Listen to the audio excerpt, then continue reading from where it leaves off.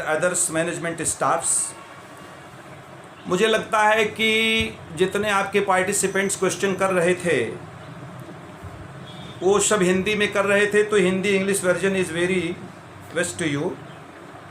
हाँ, ऐसा लग रहा है क्योंकि सारे लोग ऐसा पूछ रहे हैं। हाँ, यस, इंडिजिनस लैंग्वेज। तो मैं सबको बहुत बहुत धन्यवाद देता हूँ और अपनी बात शुरू करता हूँ कि कहा जाता है कि अगर बवाल नहीं होता तो सवाल नहीं होता। अगर ऐसी समस्याएं नहीं आती तो ऐसी स्थिति नहीं आती। मैं बताना चाहता हूं, for your information I would like to say कि दुनिया में आज़ादी के बाद सबसे बड़ा माइग्रेशन अगर पूरे विश्व में हो रहा है तो भारत में हो रहा है। इतना बड़ा माइग्रेशन आज तक अभी इंडिया में कभी हुआ नहीं है। ये माइग्रेशन कोई छोटा बहुत नहीं है, सारे डेटा भी इसका कोई डेटाबेस नहीं बना हुआ है, इसलिए जो कोई डेटा जितना दे देते हैं कि अप्रोक्सीमेटली अभी 18 करोड़ लोग माइग्रेशन में हैं, जिसमें 15 करोड़ तो प्रवासी कामगार हैं। और पूर्वी उत्तर प्रदेश या उत्तर प्रदेश में भी हमारे पूर्व के वक्ता, मैं उनको धन्यवाद देना चाहता हूं जो कह रहे थे कि 15 lakh.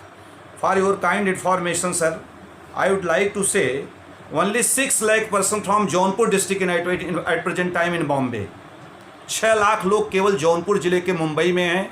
Per day 18 to 15 trains आ रही हैं, उसके बाद भी अभी महीनों तक आएंगी। तो ये कोई डेटा नहीं है। मेरा मानना है कि आखिर ऐसा जो कुछ हो रहा है, ऐसा क्यों हो रहा है, इसके पीछे आ जाइए। तो सबसे पहले मैं ये कहना चाहता हूँ कि it's a matter of rural development, आपका ग्रामीण विकास का मैटर है। तो ग्रामीण विकास में विशेष करके अगर वेलफेयर की बात करें तो क्या है, वेलफेयर का मतलब क्या है, सारी चीज़ों पर मैं नहीं जाऊंगा।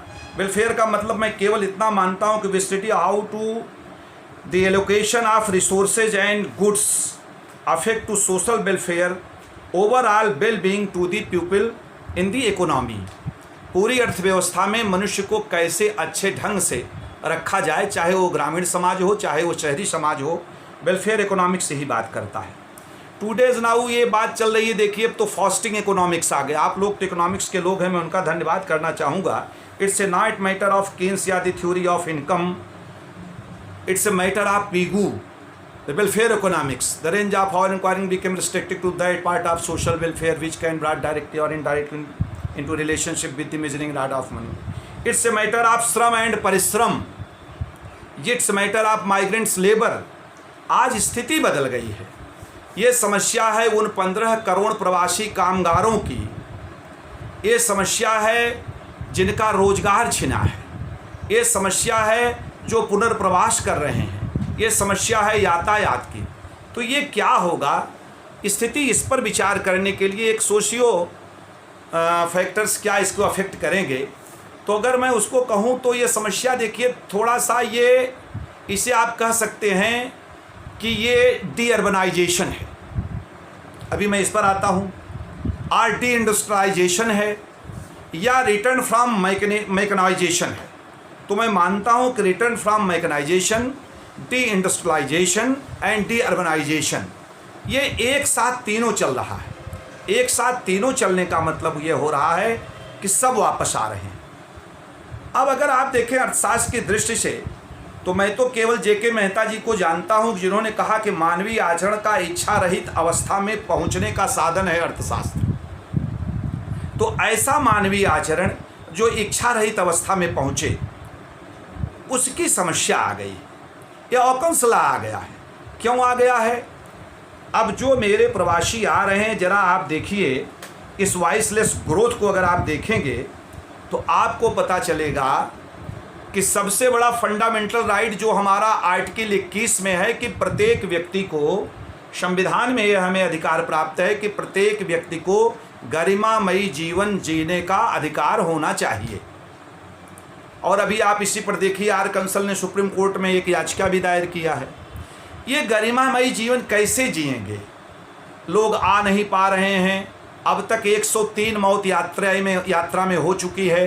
तो मैं इसको, समस्या क्या है, कानून क्या है, सामाजिक समाधान क्या है, समायोजन कैसे करना है, क्या करना है इन सब बातों को मिला करके, क्योंकि हमारे पूर्व वक्ता ने सारी बातों को बताया है।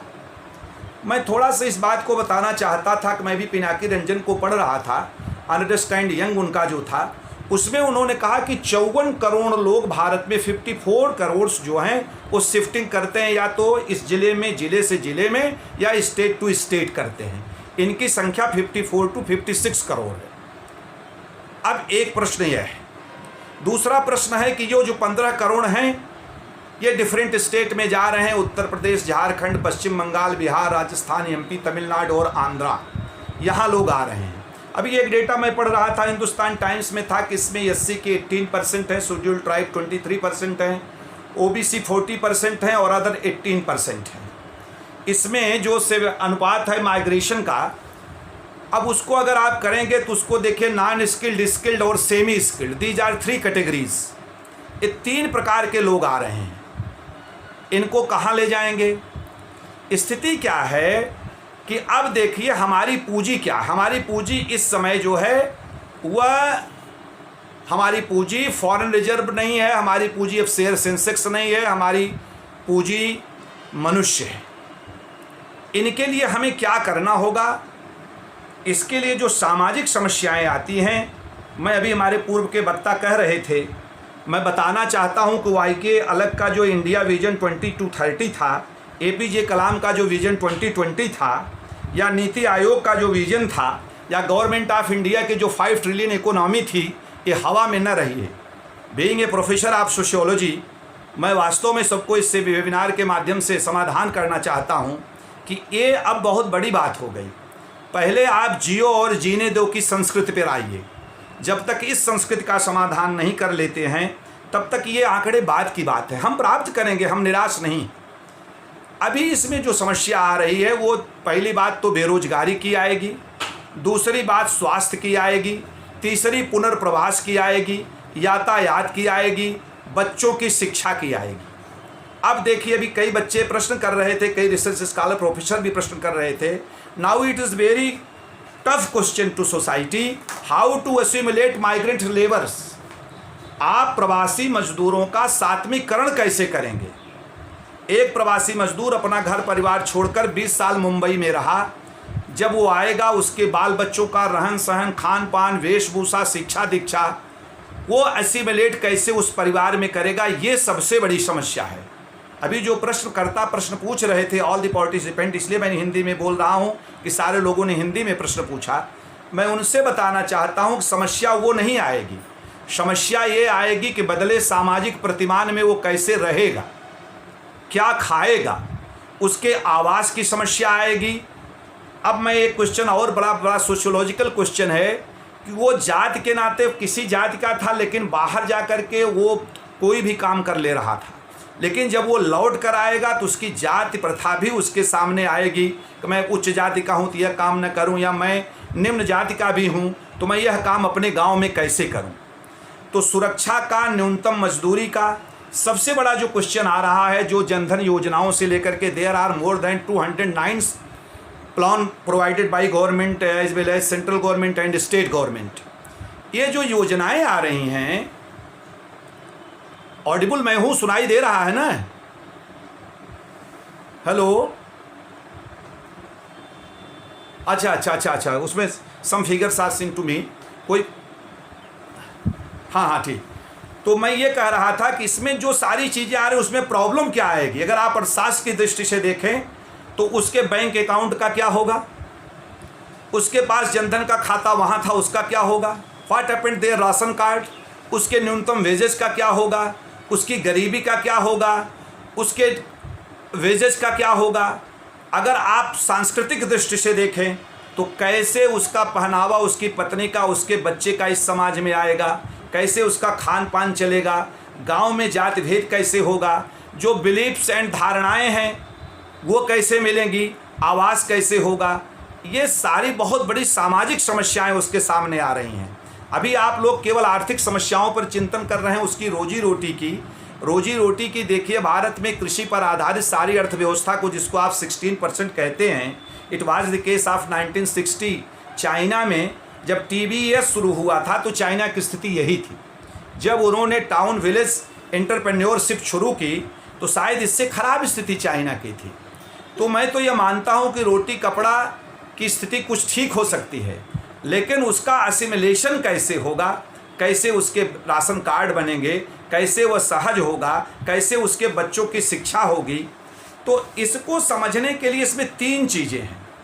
एक तो हमारे पास नॉन स्किल्ड लेबर है, एक स्किल्ड है और एक सेमी स्किल्ड है।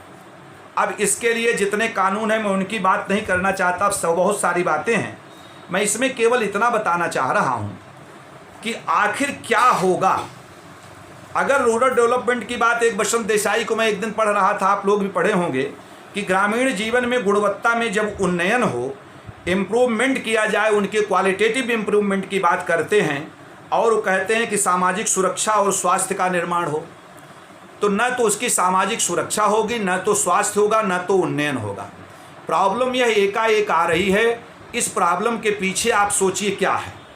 एक तरफ तो उसकी स्थिति यह है, वहाँ प्रॉब्लम वो झेल रहा है, वह कलेक्टिव बार्गेनिंग करने में असमर्थ हो गया। जिस कल कारखाने में काम कर रहा था उन लोगों ने किराया नहीं दिया, क्योंकि हमारे जितने ऑल ऑफ द श्रम wages act provided by the government वो सब फेल हो गए। कोई वैसे काम नहीं किया, लोग किराया नहीं पाए। तो न तो वो कलेक्टिव बार्गेनिंग कर पा रहा है और न तो इंडस्ट्रियल डेमोक्रेसी का कोई बात आ रही है। दोनों के बीच में मजदूर पिसता चला जा रहा है। अब सबसे बड़ी बात हो गई है कि it's not a matter of, केवल ये अर्थ केंद्रित मैटर नहीं है, यह मानव केंद्रित विषय है। ये एथिक्स ऑफ लिबरलाइजेशन की बात आती है। इसमें क्या होगा, इसको समझने के लिए हम थोड़ा समस्या का समाधान सोचें और उस पर विचार करें। तो एक समाजशास्त्री के नाते मैं इतना कहना चाहता हूँ, देखिए कहा गया है कि जिसके चूल्हे पर खाली पतीली है उससे मत पूछो कि जाड़े की धूप कितनी नशीली है। बुभुक्षम किम न करोति पुंसाम, भूखा व्यक्ति है तो अपनी लड़ाई पहले वो भूख से लड़ेगा। तो उसका समाधान क्या हो सकता है, पहले उसके समायोजन की बात हम करते हैं कि उसका अकोमोडेशन कहाँ कहाँ हो सकता है। पहली बात, उसका अकोमोडेशन ध्यान से आप समझें तो उसका होगा अर्बन टू रूरल सोसाइटी में आएगा। तो अब जिस बात को हमारे पूर्व वक्ता कह रहे थे, रर्बन की बात कर रहे थे, it's a matter of rurban. तो एक प्रकार से वो शहरी संस्कृत से वह सीधे ग्राम संस्कृत में आ रहा है। एक प्रकार से वो रोजगार के स्किल्ड से नॉन स्किल्ड में आ रहा है, क्योंकि अभी स्किल्ड के लिए वो समय नहीं है। ऐसी स्थिति में हम इजराइल को अगर देखें और चाइना को देखें, उन लोगों ने कैसे डेवलप अपने को किया, तो सबसे पहले उस सामाजिक समस्या का समाधान करना होगा कि हम दीन दुखी निबलों बिकलों के सेवक बन संताप हरें। हमको हमारा यह धर्म होगा कि ईशावास्यम इदम सर्वम यद किंचित्याम जगत तेन त्यक्तेन भुंजी था। ऐसा नहीं है कि किसी भी वस्तु पर भोग का केवल मेरा अधिकार है, मेरा अधिकार उतना है जितना मेरी आवश्यकता है। तो अब अगर हम आते हैं समायोजन पे, तो हमें समायोजन उसकी शिक्षा का करना होगा, उसके रोजगार का करना होगा, उसकी संस्कृति का करना होगा, उसके बच्चों के पठन पाठन का करना होगा। तो ये बहुत बड़ी स्थिति बनने जा रही है। अब आप इसमें मानव कल्याण की अगर बात करते हैं और जिसमें रिलीजन बिलीफ और लाइफ स्टाइल और फेस्टिवल की बात करते हैं, तो ये सारी बातें सब में परिवर्तन आएगा समाजशास्त्रीय दृष्टि से। इसके लिए हमें क्या करना होगा, इसके लिए हमें मनोभाव को भी, एक लोग बता रहे थे कि वो मनोवैज्ञानिक रूप से क्या उसके ऊपर प्रभाव पड़ेगा। मैं उस बात को बताना चाहता हूँ कि it's a matter of relative deprivation. उसके अंदर एक निश्चित रूप से ऐसा उसका आत्मबोध होगा कि डिप्राइवेशन में जाएगा, लेकिन उससे वहाँ उबारना है। उसके उबारने के लिए देखिए इसमें कई समस्याएं आएंगी। एक तो पर्सनल डिसऑर्गेनाइजेशन होगा उसका, दूसरी बात वो क्वारंटाइन किया जा रहा है, तो एक प्रकार से आप समझिए कुछ सम्मान और उसके स्वास्थ्य की दृष्टि से है, सांस्कृतिक दृष्टि से भी वो परेशान है। ऐसी स्थिति में हमें इसके लिए